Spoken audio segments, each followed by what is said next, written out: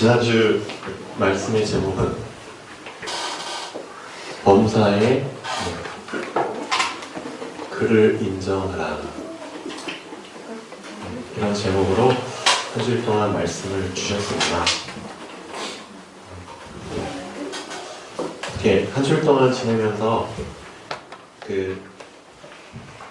하나님이 순간순간 우리 마음과 생각 속에 하나님을 생각나도록 그렇게 은혜를 주셨는지 한번 되돌아보면 좋겠습니다. 저도 이번 한 주일 동안 이 말씀을 계속 붙잡고 지내도록, 이렇게 지낼 수 있도록 많이 저 나름대로 많이 노력을 했는데요. 정말 이 말씀을 하나님이 계속 생각나게 하시는 은혜를 주셨습니다. 우리가 정말 뭔가 소망을 마음에 품게 되면은 그 소망대로 하나님께서 인도하시는 것 같아요. 근데 그 소망이라는 게 선한 소망이 있고, 그렇죠? 하나님 보시기에 정말 선한, 하나님을 기쁘시게 하는 소망이 있고, 나의 욕심을 이루기 위한, 그렇죠? 동기가 들어있는 그런 소망들도 있겠죠. 근데 2015년도 원단 메시지를 우리한테 주셨잖아요. 벌써 1년 전 일이 되는데, 하나님께서 우리에게 세 가지를 붙잡을 수 있도록 소망을 주셨죠. 어떤 소망을 주셨냐면, 하나님의 목표가 무엇인지 알기를 참 원하셨던 것 같아요. 1년 동안 조금이라도 더 깊이 하나님의 목표가 무엇인지 그걸 너희들의 소망으로 붙잡길 원한다. 그렇죠? 그 소망 속에서 나에게 주신, 그렇죠? 나의 인생의 목표를 소망으로 붙잡길 원한다. 그렇죠? 많은 사람들이 그 나에게 이미 계획하신, 창세전에 계획하신 나만의 인생의 목표를 붙잡지 못하고 엉뚱한 것을 붙잡고 시간을 허비하는 사람들이 부지기수겠죠. 불신자들은 말할 것도 없고, 하나님의 자녀들조차 자기 인생에게 허락하신 하나님의 지극히 최고의 계획이 있는데 그걸 아직까지도 붙잡지 못하고 허비하는 크리스찬들도 참 많을 겁니다. 그런데 이제 이것들을 쭉 제대로 인도받아 간다면 그 사람은 분명히 내가 속한 교회, 그렇죠? 하나님이 나의 교회에 주신 목표를 또 소망으로 붙잡게 하십니다. 그렇죠? 나라는 한 수준을 뛰어넘어서 하나님께서는 우리를 붙잡게 하시잖아요. 이건 진짜 엄청난 응답입니다. 수준이 높아진다는 것은 제가 볼 땐 진짜 응답 중에 응답인 것 같아요. 전에 류 목사님도 잠깐 말씀하셨지만, 사실 우리가 그리스도를 누리는 수준만큼 응답을 누리게 됩니다. 그리스도는 모든 것이잖아요. 근데 그 모든 것 되신 그리스도를 누리는 수준이 다 다르다는 거죠. 사실은 그 수준만큼 응답을 누리며 사는 겁니다. 수준이 얕은 사람도 있을 거고요, 깊은 사람도 있겠죠. 제가 어떤 중요한 사람과 좀 중요한 얘기를 나누기 위해서 어떤 이제 찻집 같은 데 가잖아요. 갈 때 상식적으로라면은 저희 아들을 안 데리고 가겠죠. 왜냐? 저희 아들과 저는 수준 차이가 난다는 거죠. 좀 수준 있는 얘기를 나누기 위해서 가는데 거기에 만약에 주아를 데리고 가면은 그 대화가 좀 방해받을 수도 있고, 그렇죠? 수준. 오늘 누가복음 2장 52절도 사실상 수준을 얘기하고 있는 겁니다. 수준이 머물러 있느냐, 아니면 수준이 계속 자라나느냐, 그걸 얘기하고 있는 겁니다. 오늘 말씀 읽은 것처럼 예수는 그 지혜와 키가 뭐해가며 자라가며, 맞습니다. 자라가는 겁니다. 자라가는 만큼 하나님과 사람에게 어떻게 더욱 그 전보다 더욱 지금보다 더욱 사랑스러워 가시더라. 예수님의 수준을 얘기하는 겁니다. 예수님의 수준도 한 상태에 머물러 있던 게 아니라 계속 자라나셨다는 거죠. 하나님이 2016년 1년이라는 시간을 우리에게 꽉 찬 1년을 사실은 허락해 주신 거잖아요. 한번 생각을 해봤습니다. 과연 꽉 찬 1년, 그 1년을 꽉 채우지 못하고 생을 마감하는 사람들, 그렇죠? 또 생을 마감하는 피조물들이 꽤 많을 텐데 하나님께서는 그렇죠? 우리에게 꽉 찬 2016년을 허락해 주셨다는 겁니다. 그 2016년 1년 동안 과연 나의 수준은 좀 돌아보시면 좋을 것 같아요. 나의 1년은 어떤 1년이었을까? 세 가지를 점검하면 좋겠습니다. 자, 이제 우선 이걸 먼저 좀 말씀을 드리는데요.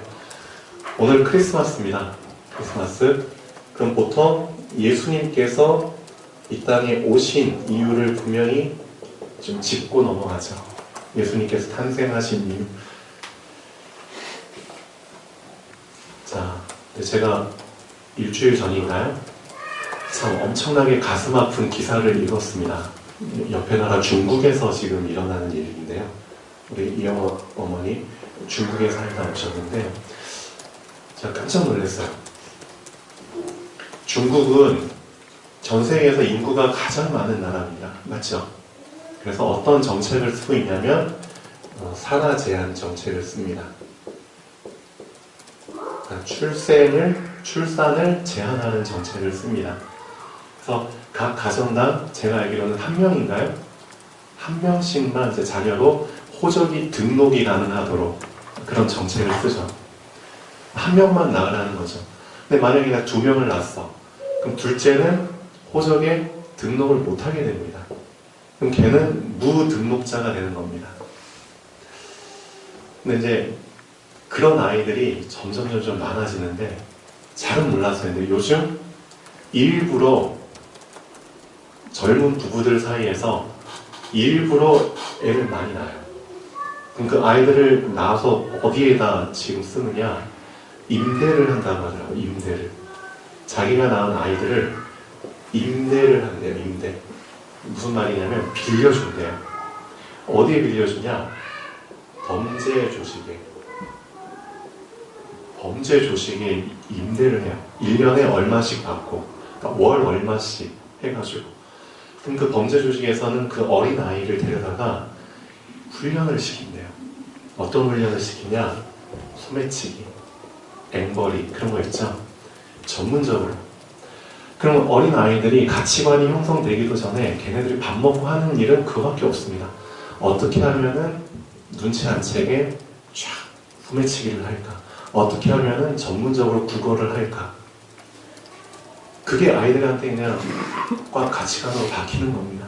그럼 그게 선한 건지 악한 건지 그것도 잘 구분이 안 되겠죠. 거기에 부모들이 맛이 들려가지고 애를 더 낳네요.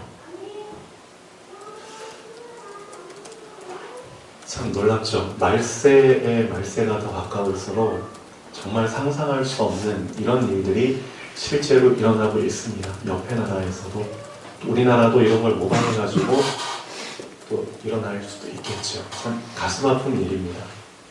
부모들이 아이를 낳는데 내 자신의 그렇죠? 경제적인 욕심을 위해서 아이를 낳고 그 아이를 임신한다. 참 말이 안 되는 내용들이죠. 결국 내 중심 이 수준을 벗어나지 못한다는 거죠. 그걸 돌이켜 봤을 때 예수님께서 이 땅에 오신 이유, 하나님이 예수님을 이 땅에 보내신 이유는 정반대적이죠. 하나님 자신을 위해서 예수님을 보낸 게 아닙니다. 우리 인간을 위해서 예수님을 보내셨다는 거죠. 동기 자체가 다르죠. 참 이런 엄청나게 악한 사람들도 있는데 이런 악한 사람들을 살리기 위해서 예수님을 보내주셨다는 것. 그 의미를, 그 감사를 정말 오늘 더 깊이 붙잡으면 좋을 것 같습니다. 근데 참 안타까운 거는 이 아이들이 지금은 어린 아이잖아요. 근데 이 어린 아이들이 이제 10년, 20년 지나서 만약 성인이 됐다고 쳐요. 이런 목적으로 임대가 된 아이들이 10년, 20년 지나서 성인이 됐다고 쳐요. 그럼 어떻게 될까요? 와, 진짜 더 이 사회는 더 약해져 갈 거고요. 맞죠? 어린 아이기 때문에 힘이 없고 그러니까 어느 정도 영향력은 제한되겠죠. 근데 어른이 돼버리면은 이 사람들이 일으킬 범죄 수준은 엄청날 것 같아요. 진짜 전혀 윤리, 도덕 같은 거 갖춰지지 않은 상태에서 아니 그런 목적으로 자라난 거잖아요. 맞죠? 그 아이가 진짜 성인이 되면은 절대 뭐 도덕의 뭐 윤리 그런 양심의 가책 없이 더 잔혹하고 끔찍한 범죄들을 많이 일으킬 가능성이 있다는 거죠. 우리 사회는 앞으로 더 혼란스러워질 것 같습니다. 예. 그런 가운데 예수님이 오신 이유, 예. 정말 감사하죠. 하나님 자신을 위해서 아니라 인간을 위해서 오셨다는 것. 요한복음 3장 16절 말씀처럼 하나님이 세상을 이처럼 사랑하시기 때문에 보내주셨다고 하셨죠. 자, 오늘 본문 말씀 잠깐 보겠습니다. 지난주 말씀에 보면은 자, 그리스도를 어떻게 붙잡아야 되느냐? 범사에 붙잡아라. 범사, 매사에 붙잡아라. 만사에 붙잡아라. 그럼 그리스도를 범사에 붙잡는다는 건 어떤 의미냐? 너의 범사에 일어나는 많은 일들, 많은 생각 속에서 이걸 발견하라는 겁니다. 뭘? 그리스도를 발견하라는 겁니다. 좀 막막하죠? 분명히 너의 모든 상황 속에서 제사장 되신 그리스도를 붙잡을 수 있다는 겁니다. 그 사건 속에 제사장의 정신, 제사장의 마인드를 너가 발견할 수 있다는 겁니다. 또 선지자의 정신을 발견할 수 있다는 겁니다. 왕의 정신을 발견할 수 있다는 겁니다. 발견하기 나름입니다. 이 세 가지를 우리에게 주어진 많은 상황 속에서 발견할 수 있다는 겁니다. 예. 신앙생활은 발견하느냐 못하느냐 그 차이라고 하셨죠. 맞습니다. 그래서 그 말씀을 드렸죠. 신명기서 14장, 15장, 23장 14장에 보면 너희 중에 분깃이나 기업이 없는 레위인과 내 성중에 거류하는 객과 및 고아와 과부들이 와서 먹고 배부르게 하라. 그리하면 내 하나님 여호와께서 내 손으로 하는 범사에 내게 복을 주시리라. 그렇죠. 사랑을 베푼다는 거. 그렇죠? 어떤 육신적인 부분을 도와준다는 것. 그러나 그 안에서 우리는 뭘 발견할 수 있다? 선지자 대신 그리스도를 그 정신을 붙잡을 수 있다는 겁니다. 네. 우리가 그냥 봉사하는 게 아니죠. 선지자의 정신, 우리에게 영의 양식이 되신 그리스도를 붙잡고 이런 봉사를 할 수 있다는 겁니다. 그 정신을 우리가 붙잡을 때 어떻게 된다? 하나님이 범사에 너에게 복을 주십니다. 이 복은 누구에게 주시느냐? 그리스도의 정신을 붙잡은 자에게 주시는 겁니다. 아무한테나 주시는 게 아닙니다.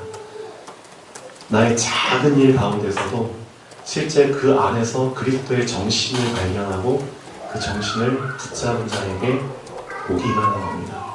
범사에 그걸 발견할수록 하나님은 그 사람에게 범사의 형통함을 주시는 겁니다. 참 감사하죠. 일주일 동안 진짜 그 형통함이라는 것을 좀 경험을 많이 하셨나요? 형통함. 그 형통함이 좀 드문드문 있으셨나요? 아니면 진짜 범사의 형통함이 이어지는 것을 경험하셨나요? 그건 어디에 달려있느냐? 내가 범사의 그리스도의 정신을 얼마나 발견하느냐? 거기에 달려있습니다. 그래서 선지자의 정신, 왕의 정신, 제사장의 정신 이 세 가지를 우리의 범사 속에서 발견하시면 좋겠습니다. 자, 나의 1년 동안 임마누엘이라는 거 저희가 많이 붙잡았잖아요. 임마누엘은 함께라는 뜻입니다. 맞죠? 하나님이 나와 함께 하신다는 그 뜻인데, 이렇게 한번 생각해 보시죠. 예수 그리스도께서 나에게 가까이 오실 만큼 가까이 오시는 경우와 내가 예수님께 가까이 가는 만큼, 갈 수 있는 만큼 가는 경우, 이 쌍방이 가장 가까이 왔을 때 함께를 가장 깊이 누릴 수 있겠죠. 예수님은 어떠실까요? 예수님이 할 수 있는 한 가장 우리에게 가까이 와 계실까요? 아니면 그렇지 않을까요? 가까이 와 계실 것 같아요. 자, 계시록 3장 20절 한번 보시죠. 예수님은 우리에게 가까이 오실 수 있는 한 가장 가까이 와 계시다는 것을 3장 20절에 이렇게 표현을 하십니다. 계시록 3장 20절에 보시면, 볼지어다 내가 문 밖에 서서 뭐하노니? 두드린다고 하셨죠. 자, 우리에게도 외부와 내부를 구분할 수 있는 문이 있다는 겁니다. 문 하나를 상위에 두고 예수님은 문 밖에서 어디까지 와 계시느냐? 손을 뻗으면 문이 똑똑똑, 그렇죠? 두드려질 만큼 바로 앞에 와 계시다는 거죠. 예수님은 그렇게 표현하십니다. 우리하고 진짜 가까이 하고 싶으신데, 어쨌든 너희들의 허락이 없으면 내가 못 들어가는데, 내가 가장 가까이 있을 만큼 가장 가까운 곳에 있다고 말씀하십니다. 내가 바로 문 밖에 서서 두드리고 있다. 그럼 우리가 할 일은 뭐죠? 그 음성을 듣고 문을 열면, 그러면은 진짜 함께가 되어진다는 거죠. 어떻게 되죠? 내가 그에게로 들어갈 수 있다는 겁니다. 그에게 들어간다는 거. 사실 함께라는 게 진짜 완성되려면 들어와야 된다는 겁니다. 들어와야 된다. 창세기 1장 27절하고 28절이 함께를 진짜 잘 표현한 구절입니다. 임마누엘을 가장 잘 표현한 구절이 창세기 1장 27절, 28절인데, 이것을 예수님께서는 어떻게 표현하셨냐면 요한복음 15장 7절에 이렇게 표현하셨습니다. 요한복음 15장 7절 한번 보시죠.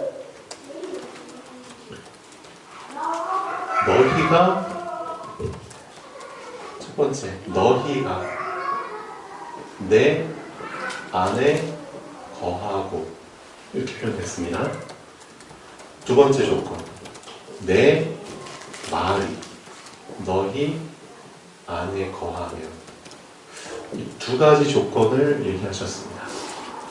첫 번째 조건이 뭘까요? 너희가 내 안에 거하고. 큰 자가 작은 자 안에 들어갈 수 있나요? 작은 자가 큰 자 안에 들어갈 수 있나요? 작은 게 큰 거 안에 들어갈 수 있잖아요. 그럼 너희가 내 안에 거하고, 그럼 누가 더 크다는 거죠? 예수님이 더 크게 부각이 되는 구절이죠.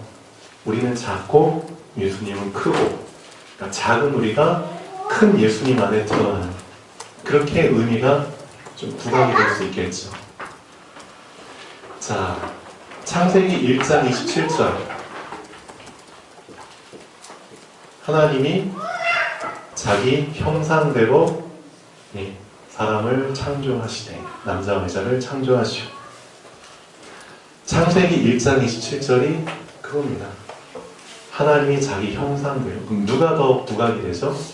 하나님이 부각이 되죠. 하나님의 그 형상대로 사람을 창조하시오. 즉 너희가 내 안에 거하고, 같은 의미입니다. 하나님을 부각시켜요. 그리고 그 하나님 안에 우리가 있다는 거죠. 그게 임마누엘의 첫 번째 조건입니다. 두 번째 조건은 뭐죠? 내 말이 너희 안에 거하면. 내 말이 너희 안에 거하면, 이거는 좀 어떤 의미가 느껴지나요? 우리가 좀 크게 보이죠. 그리고 우리 안에 말이 들어오는 겁니다. 예수님의 말이. 그러니까 첫 번째, 너희가 내 안에 거하고는 예수님이 크게 부각이 되시고, 두 번째, 내 말이 너희 안에 거하면은 우리가 더 크게 부각이 되는 거죠. 왜 이렇게 표현을 하셨을까요? 그게 27절, 28절 말씀과 비슷한 의미가 되는 겁니다. 창세기 1장 28절, 누가 부각이 되죠? 우리가 부각이 되죠. 생육하고 번성해라. 이 세상의 모든 것들을 정복하고 다스려라. 우리가 주인공이 되는 겁니다. 우리가 부각이 되는 겁니다. 근데 어떻게 정복하고 다스릴 수 있느냐? 뭘 기준으로? 하나님의 말씀을 붙잡고, 그렇죠? 말씀을 따라서 우리가 생육하고 번성하고 정복하고 다스리는 겁니다. 이 두 가지가 진짜 임마누엘의 의미입니다. 하나만 붙잡지 마시고 두 개를 다 붙잡았을 때 온전한 임마누엘을 누릴 수 있다고 말씀드렸죠. 임마누엘을 누릴 수 있는 두 가지 방법입니다. 하나는 신분으로 인한 임마누엘, 그렇죠? 또 하나는 우리에게 주어진 권세, 책임, 그것으로 인해서 누릴 수 있는 임마누엘. 이 두 개가 사실상 예수님이 표현하신 요한복음 15장 7절과 같은 맥락입니다. 너희가 내 안에 거하고, 그렇죠? 신분이죠. 내 말이 너희 안에 거하면, 그렇죠? 하나님의 말씀을 우리가 마음에 품고 사는 겁니다. 말씀을 이루기 위해서. 실제 행동하는 건 우리입니다. 그런데 뭘 붙잡고 행동한다? 말씀을 붙잡고, 즉 우리에게 주어진 책임, 권세. 이 두 가지를 예수님은 또 말씀하십니다. 우리가 붙잡아야 될 임마누엘, 함께, 좀 더 자세하게 표현하셨죠. 이 두 가지 조건이 충족되면 뭐해라? 무엇이든지 원하는 대로 구해라. 구해봐라. 그럼 어떻게 될 것이다? 이룰 것이다. 이루어지리라. 네, 두 가지 조건을 잘 충족하지 못하고 우리는 많이 구하죠.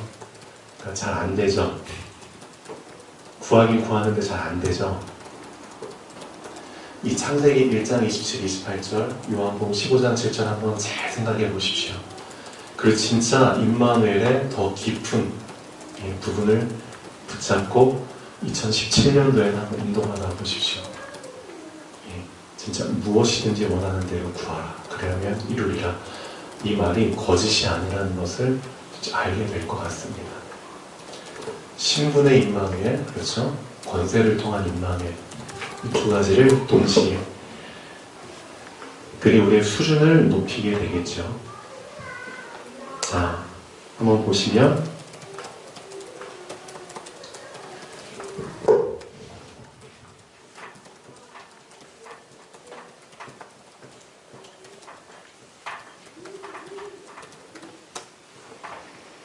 자, 결론 부분 먼저 한번 보시겠습니다. 자, 우리가 그리스도께 분명히 나아가야 되잖아요. 그리스도께 나아갑니다. 즉, 머물러지 않고 자라납니다. 근데 분명히 우리가 그리스도께 가까이 가는 만큼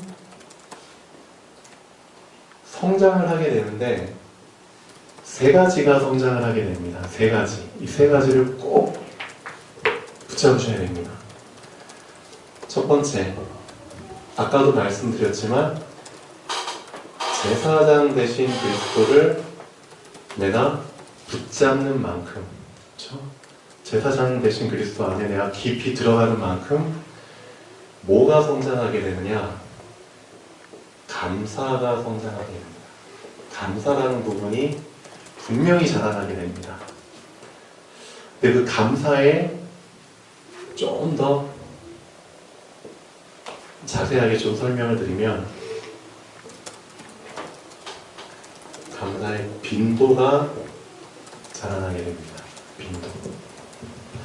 빈도라는 말 아시죠? 내가 예전에는 한 번 감사했는데 2번 감사하게 되고 3번 감사하게 되고 점점점 그 빈도가 늘어나게 됩니다. 감사의 빈도가 자라나게 된다. 2번째, 감사의 깊이가 자라나게 된다. 예전에는 이 정도 수준까지만 감사를 했는데 점점 이 제사장 되신 그리스도가 계속 발견이 되게 되니까 예전에는 붙잡지 못했던 좀 더 깊은 감사가 발견이 되는 거예요. 예전에는 이런 상황에선 감사를 못했는데 이 안에도 감사할 제목이 계속 발견되는 거예요. 그러니까 점점 감사의 깊이가 자라난다는 거죠. 또 하나 뭐죠? 감사의 범위가 자라난다는 겁니다. 눈이 계속 열려요. 내가 예전에는 이것만 보고 감사를 했는데 앞만 보고 감사를 했는데 이제는 옆에도 보이고 뒤에도 보이고 위에도 보이고 아래도 보이고 범위가 계속 넓어지는 거예요. 감사의 뭐가 넓어진다? 구약에 보면은 이런 구절이죠. 감사의 지경이 넓어진다고 하죠. 사방팔방 보는 것마다 다 감사. 3가지가 자라나게 됩니다. 감사의 빈도와 감사의 깊이와 감사의 범위. 이 3가지를 한마디로 수준이라고 하죠. 수준. 수준이 깊어졌다는 것은 이걸 얘기합니다.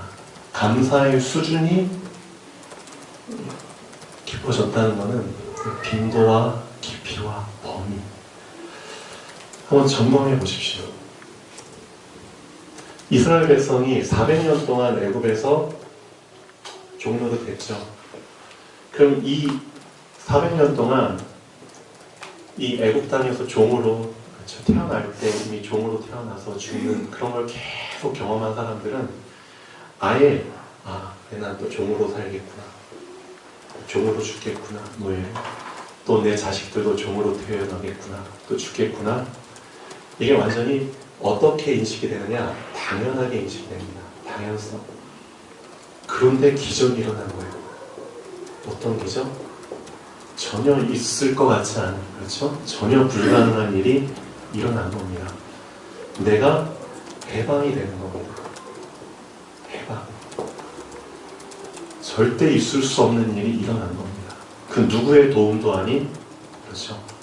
하나님의 역사하심으로 말미암아 그 해방을, 기적을 맛보고 애굽에서 건짐을 받은 겁니다. 그럼 그 사람이 한번 잘 생각해 보세요. 자, 어제만 해도 노예였는데 나왔어요. 그리고 다음날 이제 잠 깨서 일어났어요. 어떨까요? 이제 꿈이냐 생시냐 그러겠죠. 그리고 나서 계속 하루하루 지나갈 때마다 내가 진짜 해방된 거 맞아. 해방된 거 맞아. 나에게 일어난 그 기적. 그게 항상 감사로. 전 그럴 수밖에 없을 것 같아요. 근데도 참 재밌는 게 그 노예 생활에서 해방된 수많은 사람들 중에 또 2종류로 나누게 되죠. 2종류. 이 감사의 빈도를 놓친 사람들. 처음엔 감사했죠, 다. 근데 점점 빈도가 줄어들어요. 깊이가 줄어들어요. 감사의 범위가 줄어들어요. 즉, 이 수준이 후퇴하는 사람들. 후퇴하는 사람들과 이 수준이 계속 깊어지는 사람이 나뉘게 됩니다. 이스라엘 백성들 중에 이 감사의 수준이 계속 성장하는 사람들이 있었죠. 어떤 사람들이었나요? 모세와 또 여호수아와 갈렙과 같은 그런 사람들이죠. 소수지만 이 감사의 수준을 유지한 사람들이 있었고요. 정반대로 간 사람들 대부분이었죠. 자, 두 번째, 광야 생활 시작합니다. 선지자 인도 받아야 되잖아요. 자, 결론 두 번째 보면은 그리스도께 가까이 나아가는 만큼, 자, 이제는 선지자 대신 그리스도를 내가 붙잡고 가까이 가는 만큼 하나님은 거기에 대한 응답으로 분명히 이 눈을 열어주십니다. 발견. 영적인 눈을 더 크게 열어주십니다. 그리고 깨달음. 영적인 해석을, 그렇죠. 해석의 폭을 더 넓혀주십니다. 발견과 깨달음으로 인해서 얻어지는, 그렇죠. 빈도와 깊이와 범위가 더 자라나게 된다는 거죠. 이 수준이 더 깊어진다고 하죠. 그래서 저 같은 경우도 어떤 사람을 딱 만나서 잠깐 얘기를 할 때 이 부분을 되게 좀 중요하게 봅니다. 이 사람이 이런 상황에서 어떤 말을 하잖아요. 그럼 그 말 속에서 이 사람은 지금 이 상황을 이 정도의 그릇으로 해석을 하고 있구나. 이 정도의 깊이에서 해석을 하고 있구나. 이 정도까지 보고 있구나. 사실 저는 이 부분을 좀 자세히 봅니다.